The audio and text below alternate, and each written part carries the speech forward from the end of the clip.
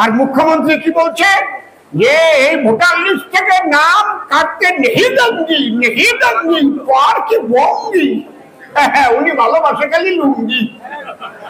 ওনার কথা হচ্ছে আমার লুঙ্গি বাহিনী যেন রোহিঙ্গা তাদের নাম যেন না কাটে, একটা হিন্দুর নামও আমরা বাদ দিতে দেব। বাড়িতে গিয়ে অনেকে অনেক অসুবিধায় পড়তে হচ্ছে, আমার কাছে খবর আসছে।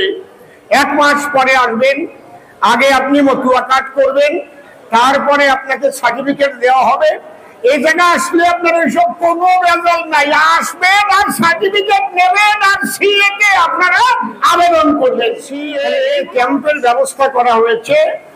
প্রথমে আমি ধন্যবাদ জানাই যারা এখানকার পরিচালক বৃন্দ, ব্যবস্থাপক বৃন্দ এবং লিটন বাবু সহ যারা এই কাজটি করছেন এবং আশ্রম কর্তৃপক্ষ যারা এগিয়ে এসেছেন, আমি সেই আশ্রম কর্তৃপক্ষকে আমি আমার হার্দিক অভিনন্দন, প্রণাম, প্রেম, প্রীতি, ভালোবাসা জানাই। আরেকবার বলো, ভারত মাতা কি, ভারত মাতা কি। চলছে সিএএ ক্যাম্প। আজকে আমাদের সিএএ করার প্রয়োজনীয়তা কি আপনারা নিশ্চয়ই জানেন, কারণ আমরা প্রকৃতপক্ষে ওপার বাংলা থেকে যারা পালিয়ে এসেছি এবং যারা বাধ্য হয়েছি আসতে, ধর্মীয় অত্যাচারে অত্যাচারিত হয়ে বা অত্যাচারের ভয়ে অথবা পাসপোর্ট করে এসে আমরা আর ফিরে যাইনি, তারা আইনের খাতায় অবৈধ অনুপ্রবেশকারী। তাদের কথা কেউ ভাবেনি, তাদের কথা ভেবেছে বিশ্বপ্রিয় মোদীজি এবং আমার মাননীয় অমিত শাহজি। তাদের কথা ভেবে তারা যাতে অবৈধ না থাকে, তাদের বৈধ নাগরিকত্ব দেওয়ার জন্য এই সিএএ তারাই কিন্তু অনেক লড়াই করে পাস করেছে।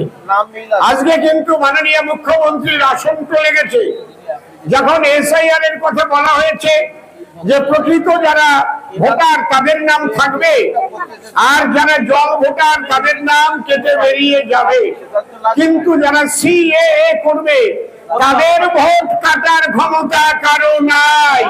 সে 13 সালে আসুক আর 14 সালে আসুক, তারা কিন্তু এখানকার নাগরিকত্ব পাবে। মুখ্যমন্ত্রী কি বলছে যে এই ভোটার লিস্ট থেকে নাম কাটতে নেই দেননি পর কি বঙ্গি। উনি ভালোবাসে খালি লুঙ্গি। ওনার কথা হচ্ছে আমার লুঙ্গি বাহিনী যেন রোহিঙ্গা তাদের নাম যেন না কাটে, একটা হিন্দুর নামও আমরা বাদ দিতে দেব। এই সিএ ক্যাম্প চলছে, সিএ ক্যাম্প চলবে এবং সিএ দ্বারায় আমার উদ্বাস্তু সম্প্রদায়ের মানুষ সবাই নাগরিকত্ব পাবে। যে একটা অসুবিধা ছিল, আমাদের হিন্দু সার্টিফিকেট দরকার, তার জন্য আরেকটা কথা শুনে নেন, যে জেলায় যার বাড়ি সেই জেলা থেকে কিন্তু তার হিন্দুত্বের সার্টিফিকেট নিতে হবে, একদম এভিডেভিট তাই। কিন্তু এই জন্য এই জেলায় গিয়ে অনেকে অনেক অসুবিধায় পড়তে হচ্ছে, আমার কাছে খবর আসছে। 1 মাস পরে আসবেন, আগে আপনি মতুয়া কার্ড করবেন, তারপরে আপনাকে সার্টিফিকেট দেওয়া হবে। এই জায়গায় আসলে আপনার এইসব কোনো রেজাল্ট নাই, আসবেন আর সার্টিফিকেট নেবেন আর সিএ কে আপনারা আবেদন। এই যে সুবিধা, বাবা নিত্যানন্দ ব্রহ্মচারীর যারা প্রকৃত সেবক, তিনি যে সংগঠন করে গেছেন, আজকে বাবা নিত্যানন্দ ব্রহ্মচারীর আত্মা শান্তি পাচ্ছে। আমি যাদের দেখে গেলাম, আজ তারা উদ্বাস্তুদের জন্য কাজ করছে। আপনারা হয়তো মনে মনে ভাবতে পারেন যে আমাকে আশ্রমের কথা অসীম সরকার কয় নাই কেন? উনি কয় ওই যে এখানকে ভাগ হয়ে যায় একটা আশ্রম করেছে, ওটা তো নদীর মধ্যে পড়েছে, ওই যে সার্টিফিকেট আমার লাগবে। এই জায়গায় সার্টিফিকেট নদীয়ায় কাজ হবে না, এই জায়গায় কাজ হবে উত্তর 24 পরগনার সার্টিফিকেট। এই জন্যে আমি আজ এখানে ছুটে এলাম। কেন? যেহেতু 24 পরগনা জেলার মধ্যে যারা কোনো অসুবিধায় পড়বেন তাদের সার্টিফিকেট দেওয়ার জন্য এই নিত্যানন্দ সেবাশ্রম তৈরি আছে। আপনারা সবাই একবার বলুন, জয় জয় বাবা নিত্যানন্দ ব্রহ্মচারী প্রেমানন্দে হরি হরি বল, জয় জয় শান্তি হরি প্রেমানন্দে হরি হরি বল, হরি বল। বলো ভারত মাতা কি, ভারত মাতা কি। বলো জনপ্রিয় বিধায়ক স্বপন মজুমদার কি। বলো যিনি সবসময় আমাদের হয়ে কাজ করছেন লিটন বাবু কি।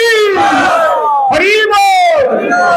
সবাই আপনারা করুন, কোনো বাড়িতে করা লাগবে না। তাদের যারা এখানে জন্মগ্রহণ করেছেন তারা এর কাছে আসবেন না, ওতে ফর্মই খুলবে না।